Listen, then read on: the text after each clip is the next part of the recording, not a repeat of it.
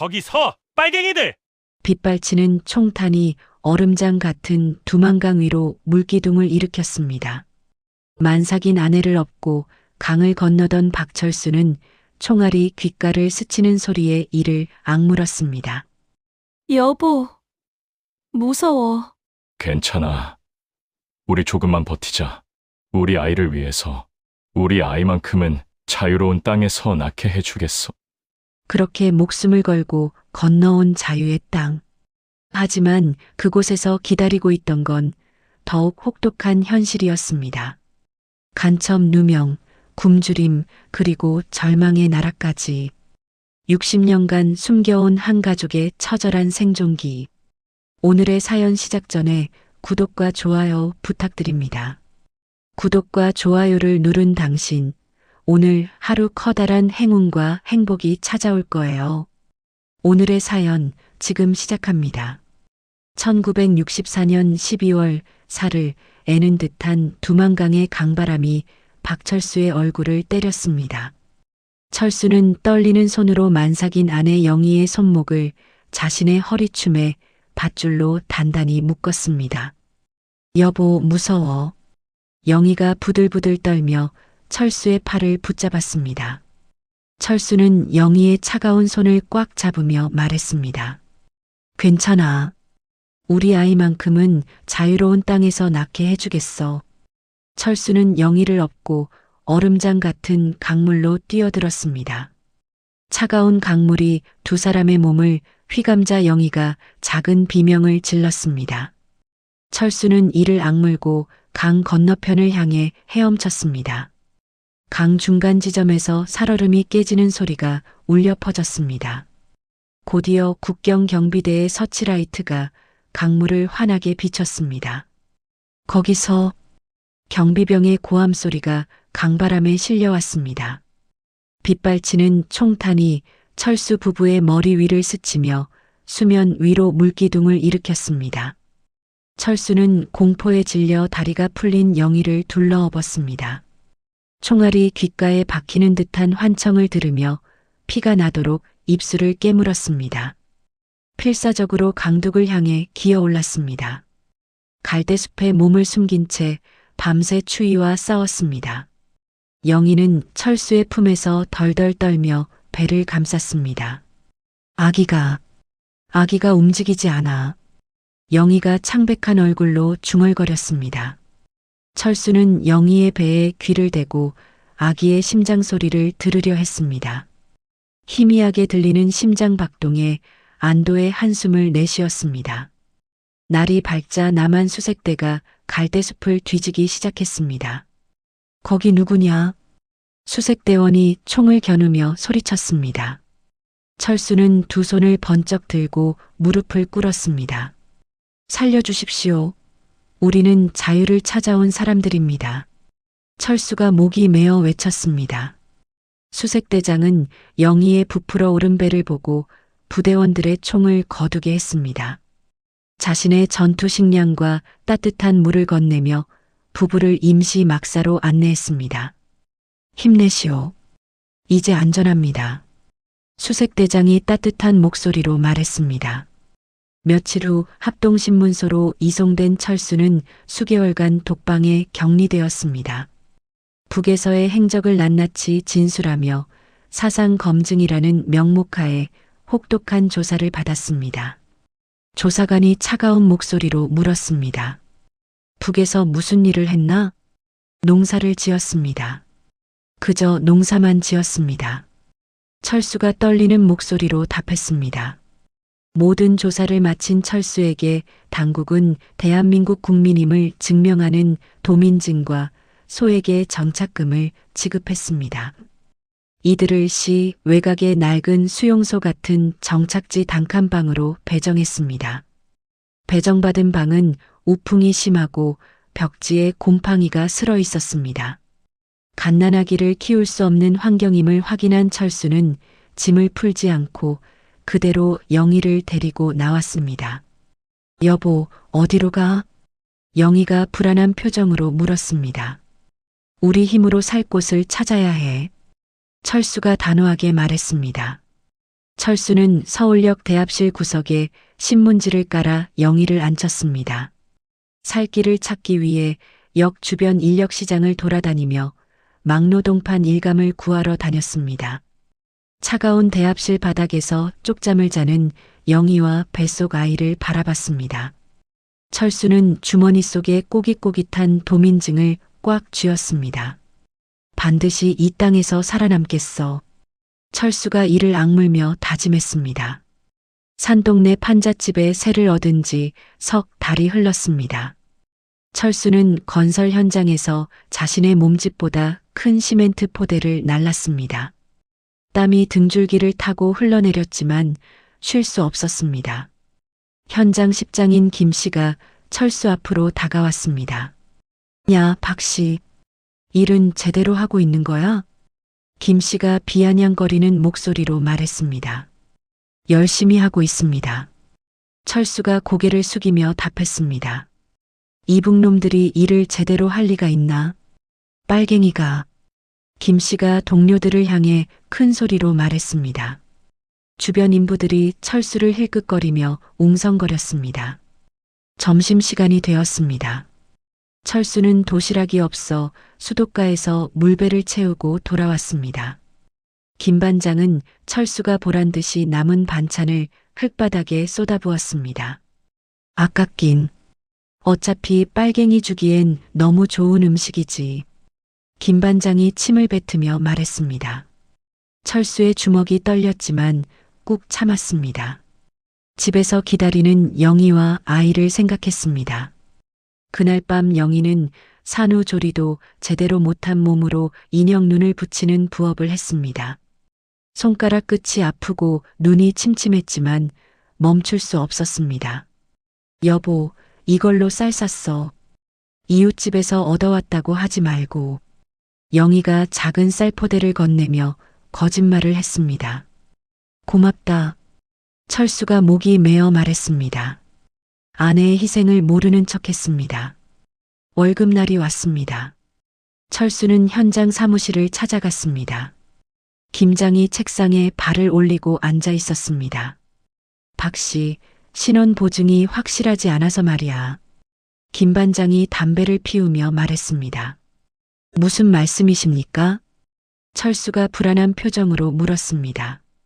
임금을 다 줄 순 없겠어. 절반만 받아. 김 반장이 약속된 임금의 절반을 떼어 먹으며 말했습니다. 그럴 수는 없습니다. 약속하지 않았습니까? 철수가 목소리를 높였습니다. 김 반장이 몽둥이를 들고 일어났습니다. 이북놈이 까불어? 당장 꺼져. 김 반장이 몽둥이로 위협하며 철수를 쫓아냈습니다. 피투성이가 된 채 쫓겨난 철수는 집에 들어가지 못하고 골목길을 서성였습니다. 구멍가게 진열대의 분유통을 보고 훔치고 싶은 충동이 일었습니다. 손을 뻗었다가 황급히 거두었습니다. 아니야. 이럴 순 없어. 철수가 고개를 저으며 중얼거렸습니다. 빈손으로 귀가한 철수는 영희가 끓여놓은 멀건 죽을 받습니다. 자신의 무능함에 격분의 밥상을 엎으려다가 방구석에서 잠든 아들 동일의 얼굴을 봤습니다. 주저앉아 오열했습니다. 미안하다, 동일아. 아빠가 무능해서. 철수가 아들의 작은 손을 잡으며 눈물을 흘렸습니다. 다음 날부터 철수는 신분을 따지지 않는 일자리를 찾아 헤맸습니다. 가는 곳마다 이북 출신이라는 꼬리표 때문에 문전박대를 당했습니다. 며칠을 굶은 철수는 결국 큰돈을 주겠다는 브로커의 꼬임에 넘어갔습니다. 밀수품 운반체기를 맡기로 하고 어두운 부두의 접선 장소로 향했습니다. 물건을 건네받으려는 순간 경찰의 사이렌 소리가 울렸습니다. 철수는 함정 수사임을 깨닫고 죽으림을 다해 도망쳤습니다. 간신히 추격을 따돌렸습니다. 숨을 헐떡이며 집에 도착한 철수가 방문을 열었습니다. 방 안에는 낯선 사내들이 구둣발로 들어와 집기를 뒤지고 있었습니다. 영희는 공포에 질려 아이를 안고 떨고 있었습니다. 방 안에 있던 정보부 소속 최 형사는 철수가 들어오자마자 제압했습니다. 수갑을 채우고 바닥에 흩어진 가족사진 액자를 군화발로 짓밟아 깨뜨렸습니다. 당신들이 뭔데 우리 집을? 영희가 아이를 품에 안고 울부짖었습니다. 닥쳐. 간첩의 가족 주제에. 최 형사가 차갑게 말했습니다. 깨진 액자 뒷면에서 철수가 고향 생각이 날 때마다 적어두었던 쪽지가 발견되었습니다. 북에 있는 동생의 이름과 고향 주소가 적혀 있었습니다. 최 형사의 눈빛이 번뜩였습니다. 이게 뭐냐? 난수표 아니야? 최 형사가 쪽지를 흔들며 소리쳤습니다. 그냥 메모입니다. 고향이 그리워서 적어둔 것뿐입니다. 철수가 필사적으로 해명했습니다. 최 형사는 이 쪽지를 암호문이라고 단정 지었습니다. 영희의 울부짖음을 뒤로 한 채 철수를 검은 지프차에 태웠습니다. 남산 인근의 허름한 조사실로 끌고 갔습니다. 창문 하나 없는 밀실에서 철수는 며칠간 잠을 자지 못하는 고문을 당했습니다. 공사판에서 쫓겨난 게 사회 불만을 품고 공작을 펴려던 거 아니야? 최 형사가 철수의 멱살을 잡고 추궁했습니다. 아닙니다. 그저 가족을 먹여 살리려 했을 뿐입니다. 철수가 떨리는 목소리로 말했습니다. 최 형사는 철수가 밀수 현장에 있었던 점까지 엮어 그를 간첩으로 조작하려 했습니다. 철수는 가족을 위해 돈을 벌려 했을 뿐이라며 결백을 주장했지만 묵살당했습니다. 극도의 공포와 피로 속에서 철수가 정신을 잃어갈 무렵이었습니다. 내 처자식도 똑같이 잡아와서 조사하겠다. 최 형사가 협박하며 거짓 자백을 강요했습니다. 철수가 떨리는 손으로 자백서에 지장을 찍으려는 찰나였습니다. 조사실 문이 열렸습니다. 당시 철수를 처음 발견했던 수색대장이 군복 차림으로 변호사와 함께 난입했습니다. 잠깐, 그 사람 조사는 부당합니다. 변호사가 큰 소리로 외쳤습니다. 영희가 며칠 밤낮으로 수소문에 찾아낸 수색대장이었습니다. 이 사람은 내가 직접 구조했소. 탈북 당시 상황과 진정성을 내가 증언하겠소. 수색대장이 당당하게 말했습니다. 변호사는 쪽지가 단순한 메모임을 입증했습니다. 수사의 부당함을 조목조목 지적했습니다. 이런 식으로 무고한 시민을 간첩으로 조작하는 겁니까? 변호사가 최 형사를 향해 따져 물었습니다. 상부의 압력까지 가해지자 최 형사는 분을 사귀지 못했습니다. 철수를 풀어주면서도 철수의 멱살을 잡았습니다. 내 눈을 피할 생각 마라. 반드시 다시 잡아넣겠다. 최 형사가 철수의 귓속말로 협박했습니다. 조사실 밖으로 나온 철수는 쏟아지는 햇살에 눈을 찡그렸습니다. 마중 나온 영희와 아들을 부둥켜 안았습니다. 살아 돌아왔다는 안도감과 함께 뼛속 깊은 분노를 느꼈습니다.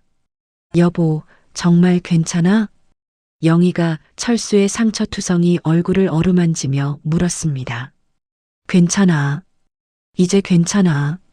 철수가 영희를 꽉 껴안으며 말했습니다. 하지만 마음 한구석에는 여전히 두려움이 남아 있었습니다. 풀려난 지 일주일이 흘렸습니다. 간첩 혐의는 벗었지만 요주의 인물로 낙인 찍힌 철수는 인력시장에서도 기피 대상이 되었습니다. 며칠째 일감을 구하지 못하고 굶주린 배를 움켜쥔 채 거리를 배회했습니다. 허기에 지쳐 쓰러질 듯 걷던 철수는 재래시장 골목의 국밥집 솥단지에서 피어오르는 김을 봤습니다. 발걸음을 멈추고 멍한 눈으로 국물을 바라봤습니다. 침이 꼴깍 넘어갔습니다. 국밥집 주인 함할머니는 철수의 행색을 훑어봤습니다. 해진 옷과 움푹 들어간 볼을 보더니 대뜸 욕설을 섞어 호통을 쳤습니다. 이 바보야. 굶어 죽을 상이면서 왜 밖에서 서성거려. 함할머니가 철수의 팔을 끌고 가게 안으로 들어갔습니다. 뜨끈한 국밥 한 그릇을 철수 앞에 내려놓았습니다. 먹어, 빨리. 함할머니가 숟가락을 철수 손에 쥐어줬습니다. 철수는 허겁지겁 국밥을 마셨습니다. 따뜻한 국물이 목구멍을 타고 내려가자 눈물이 났습니다. 할머니, 돈이 없어서. 철수가 고개를 숙이며 말했습니다. 산입에 거미줄 치겠냐, 이 바보야. 함할머니가 혀를 차며 앞치마를 철수에게 던져줬습니다. 입고 설거지나 해. 밥값은 그걸로 갚아. 함할머니가 걸걸한 목소리로 말했습니다. 그날부터 철수는 국밥집에서 설거지와 배달 등 온갖 허들의 일을 시작했습니다. 함할머니의 걸걸한 욕설 속에 담긴 따뜻한 정을 느끼며 점차 안정을 찾았습니다. 철수는 매일 새벽 시장에 나가 가장 좋은 재료를 고르는 함할머니를 따라다녔습니다. 깐깐한 장사 철학을 곁에서 지켜봤습니다. 손님한테 못 먹을 걸 주면 그게 사람이냐? 함할머니가 시든 배추를 골라내며 말했습니다. 철수는 단순히 돈을 버는 것이 아니라 사람을 얻는 법을 배웠습니다. 손님 한 명 한 명을 정성껏 대하는 함할머니의 모습을 보며 깊이 감동했습니다. 어느 날 밤 함할머니는 자신이 피란 내려올 때 겪었던 고초를 털어놓았습니다. 나도 고향을 떠나온 몸이야. 너 같은 놈들 마음 다 안다. 함할머니가 철수의 어깨를 토닥이며 말했습니다. 할머니. 철수가 감격스러운 목소리로 불렀습니다. 성실한 내놈한테만 대대로 내려오는 이북식 냉면 육수 비법을 가르쳐 주마. 함할머니가 철수에게 특별한 제안을 했습니다. 철수는 낮에는 일하고 밤에는 육수를 끓이며 수십 번의 실패를 거듭했습니다. 영희와 아들이 배불리 먹는 모습을 상상하며 쪽잠으로 버텼습니다. 이게 무슨 개똥 맛이야. 다시 해. 함할머니의 혹독한 평가에 철수는 좌절했지만 포기하지 않았습니다. 몇 달이 지나서야 철수는 마침내 할머니가 고개를 끄덕일 만큼 깊고 담백한 맛의 육수를 완성했습니다. 이제 됐다. 정말 됐어. 함할머니가 처음으로 만족스러운 표정을 지었습니다. 함할머니는 자신이 평생 모은 쌈짓돈을 철수의 손에 쥐어줬습니다. 내 이름으로 된 가게를 한번 열어보라. 함할머니가 철수를 격려했습니다. 할머니, 이런 돈을 어떻게 받습니까? 철수가 뜨거운 눈물로 그 돈을 받았습니다. 받을 놈이 받는 거야. 고맙다는 말 따위 하지 마. 함할머니가 돌아서며 중얼거렸습니다. 아들 동일이 중학생이 될 무렵이었습니다. 철수가 개업한 평양면옥은 점심시간마다 손님들이 길게 줄을 서는 지역의 명소가 되었습니다. 철수는 주방에서 쉴 새 없이 면을 뽑아내며 즐거운 비명을 질렀습니다. 면 2그릇 추가요. 카운터를 보는 영희가 주방을 향해 외쳤습니다. 깔끔한 옷차림으로 손님들을 맞이하는 영희의 얼굴에는 환한 웃음이 번졌습니다. 교복을 입은 아들 동일이 학교에서 돌아와 가게 일을 도왔습니다. 테이블을 닦고 물을 따르는 동일의 모습은 손님들의 칭찬을 자아냈습니다. 아드님이 참 의젓하네요. 단골 손님이 동일의 머리를 쓰다듬으며 말했습니다. 공부 열심히 해야 해. 동일이 밝은 목소리로 대답했습니다. 방송과 신문에 맛집으로 소개되면서 가게는 날로 번창했습니다. 과거 철수를 괴롭혔던 김 반장이 찾아왔습니다. 비굴하게 고개를 숙이며 가게 문을 열었습니다. 사장님, 그때는 제가 잘못했습니다. 김 반장이 쭈뼛쭈뼛 말했습니다. 철수는 그를 너그럽게 받아주며 따뜻한 국밥을 대접했습니다. 앉으세요. 과거 일은 잊어버리죠. 철수가 웃으며 말했습니다. 김 반장은 고개를 들지 못하고 국밥을 먹었습니다. 철수의 관용에 부끄러움을 감추지 못했습니다. 어느 날 최 형사가 사복 차림으로 가게에 들어섰습니다. 내부에 긴장감이 감돌았지만 철수는 당황하지 않았습니다. 주방에서 가장 좋은 고기 고명을 얹은 냉면을 직접 내갔습니다. 드십시오. 철수가 정중하게 말했습니다. 최 형사는 말없이 냉면을 먹었습니다. 국물 한 방울까지 다 비웠습니다. 음식값보다 훨씬 두툼한 돈 봉투를 테이블에 놓고 조용히 가게를 나갔습니다. 철수는 최 형사의 뒷모습을 보며 그동안 가슴을 짓누르던 공포와 피해 의식이 눈 녹듯 사라지는 것을 느꼈습니다. 비로소 남한 사회의 일원으로 인정받았음을 깨달았습니다. 철수는 모은 돈으로 번듯한 2층 양옥집을 매입했습니다. 이사하는 날 영희와 함께 넓은 거실에 누워 천장을 바라봤습니다. 여보, 꿈만 같아. 영희가 철수의 손을 잡으며 말했습니다. 우리가 해냈어. 정말 해냈어. 철수가 지난날의 고생을 회상하며 말했습니다. 개업 10주년 기념일에 철수는 동네 어르신들을 초청해 무료 급식 행사를 열었습니다. 상석에 함할머니를 모셔 큰절을 올리며 감사의 마음을 전했습니다. 할머니 덕분입니다. 정말 고맙습니다. 철수가 진심을 담아 말했습니다. 그만해라, 이 녀석아. 함할머니가 눈물을 훔치며 철수를 일으켜 세웠습니다. 철수는 가족들과 함께 제주도로 첫 비행기 여행을 떠났습니다. 푸른 바다를 배경으로 환하게 웃는 가족 사진을 찍으며 인생 최고의 황금기를 만끽했습니다. 아빠, 바다가 정말 예뻐요. 동일이 파도를 바라보며 소리쳤습니다. 여행에서 돌아온 철수는 사업 확장을 위해 큰 빚을 내어 건물을 매입할 계획을 세웠습니다. 분점을 낼 생각에 가슴이 부풀었습니다. 이제 우리도 큰 사업을 해볼 때가 왔어. 철수가 자신의 성공이 영원할 것이라 확신하며 말했습니다. 1997년 11월이었습니다. 뉴스에서는 연일 대기업의 부도와 IMF 구제금융 신청 소식이 흘러나왔습니다. 철수의 가게에도 손님들의 발길이 끊기며 매출이 급감했습니다. 사장님, 요즘 장사 어떠세요? 단골 손님이 걱정스러운 표정으로 물었습니다. 괜찮습니다. 곧 나아질 거예요. 철수가 억지로 웃으며 답했습니다. 하지만 상황은 나아지지 않았습니다. 건물 매입을 위해 무리하게 끌어다 쓴 대출금의 이자가 폭등했습니다. 철수가 거래처에서 받은 어음들이 줄줄이 부도 처리되기 시작했습니다. 어느 날 아침 가게에 빨간 압류 딱지가 붙었습니다. 철수는 떨리는 손으로 그 딱지를 바라봤습니다. 이럴 수가. 철수가 무릎이 꺾이며 주저앉았습니다. 빚쟁이들이 가게로 들이닥쳐 집기를 부수고 고성을 질렀습니다.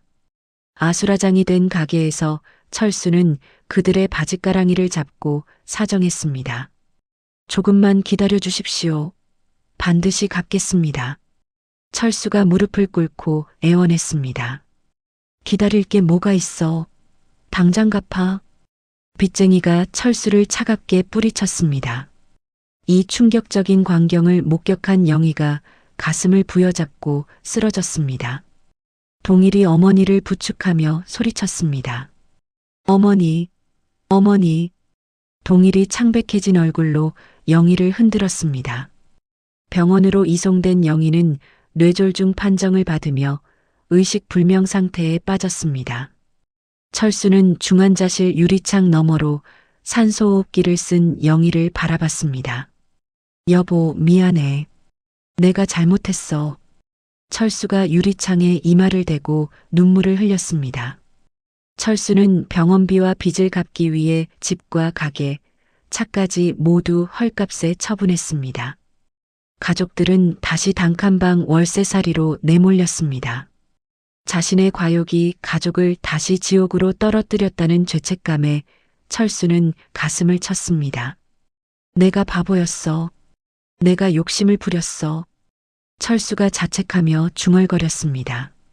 대학생인 아들 동일이 학업을 중단하고 공사판에 나가겠다고 선언했습니다.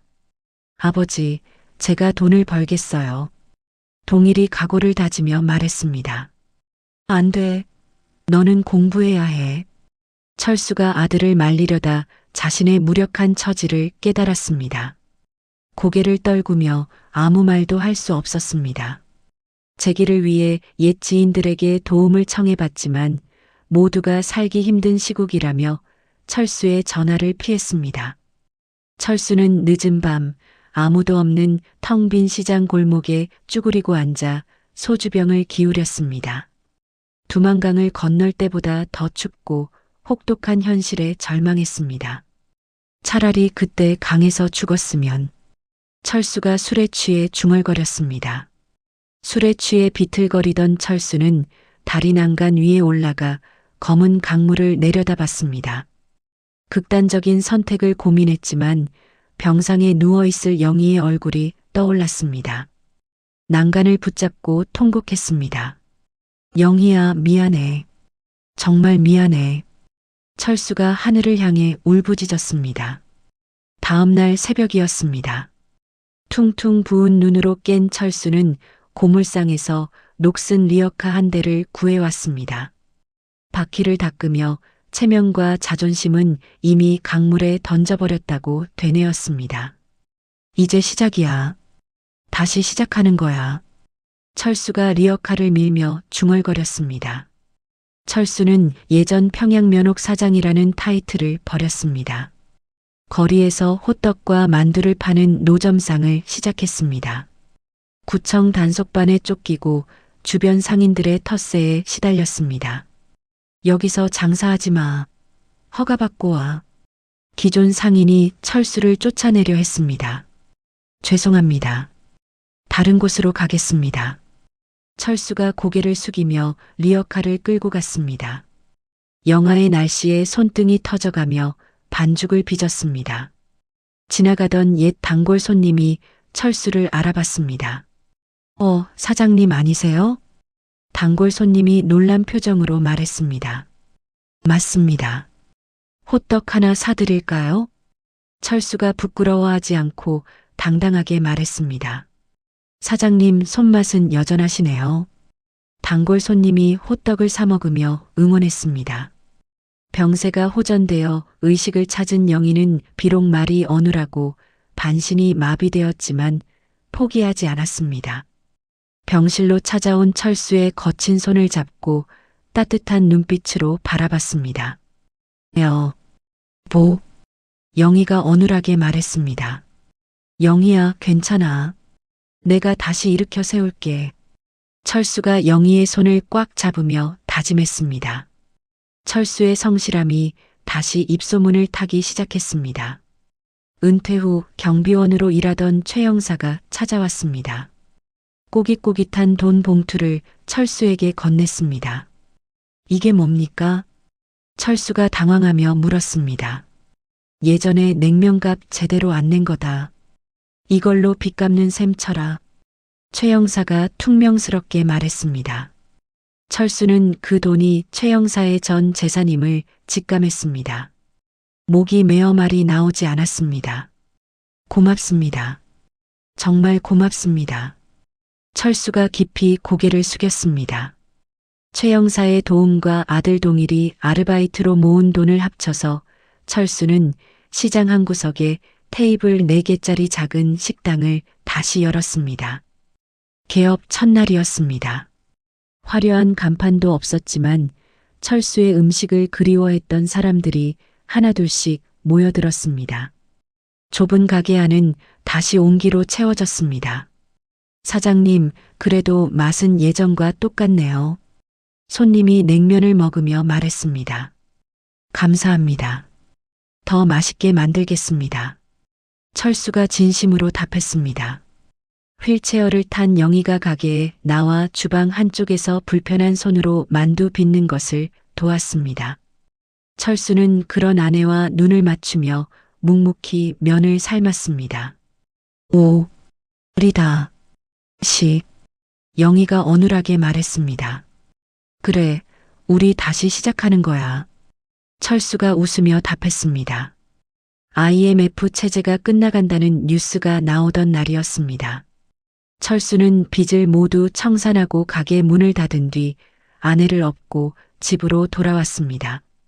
밤하늘의 별을 보며 비로소 웃음을 지었습니다. 영희야, 우리 해냈어. 철수가 별빛 아래서 말했습니다. 현재였습니다. 세월이 흘러 백발이 성성한 80대 노인이 된 철수는 말끔한 양복 차림으로 통일전망대 계단을 천천히 올랐습니다. 중년이 된 아들 동일이 아버지를 부축했습니다. 아버지, 천천히 오르세요. 동일이 걱정스럽게 말했습니다. 괜찮다. 이 정도는 해야지. 철수가 숨을 고르며 답했습니다. 전망대 망원경 너머로 보이는 북녘땅은 60년 전 그날 밤과 다를 바 없이 고요했습니다. 철수는 주름진 눈가에 눈물이 고인 채 한참을 응시했습니다. 철수의 곁에는 이제 영희는 없었습니다. 그녀가 생전에 좋아했던 들꽃 다발을 북쪽을 향해 놓아두며 나지막이 속삭였습니다. 여보, 우리 고향이 바로 저기야. 철수가 영희에게 말하는 듯 중얼거렸습니다. 옆에 서 있던 아들 동일이 조심스럽게 물었습니다. 아버지, 아직도 그때 들었던 총소리가 들리세요? 동일이 아버지의 어깨에 손을 올리며 말했습니다. 철수는 씁쓸한 미소를 지으며 고개를 저었습니다. 아니, 이제는 총소리가 안 들리는구나. 그저 강물 흐르는 소리와 바람 소리만 들릴 뿐이야. 철수가 60년을 괴롭히던 트라우마에서 완전히 해방되었음을 고백했습니다. 철수는 품 안에서 낡고 빛바랜 부모님의 사진을 꺼냈습니다. 이제는 돌아가신 부모님의 사진을 북쪽 바람에 흔들어 보이며 마음속으로 작별 인사를 건넸습니다. 아버님, 어머님, 이제 편히 쉬세요. 철수가 사진을 가슴에 안으며 말했습니다. 주변 관광객들의 평화로운 웃음소리와 아이들이 뛰어노는 풍경이 철수의 시야에 들어왔습니다. 자신이 목숨 걸고 지켜낸 이 평범한 행복에 감사함을 느꼈습니다. 아들 동일은 아버지의 어깨를 감싸 안으며 존경을 담아 이야기했습니다. 아버지가 맨손으로 일궈낸 이 삶이 제게는 가장 위대한 유산입니다. 동일이 진심을 담아 말했습니다. 고맙다, 동일아. 철수가 아들의 손을 꽉 잡으며 답했습니다. 해가 저물어가는 전망대에 붉은 노을이 철수의 평온한 얼굴을 비췄습니다. 마지막으로 북녘을 향해 깊은 경례를 올리며 뒤돌아섰습니다. 이제 정말 안녕이구나. 철수가 작별의 인사를 건넸습니다. 철수가 아들의 손을 잡고 걸어가는 뒷모습이 서서히 멀어졌습니다.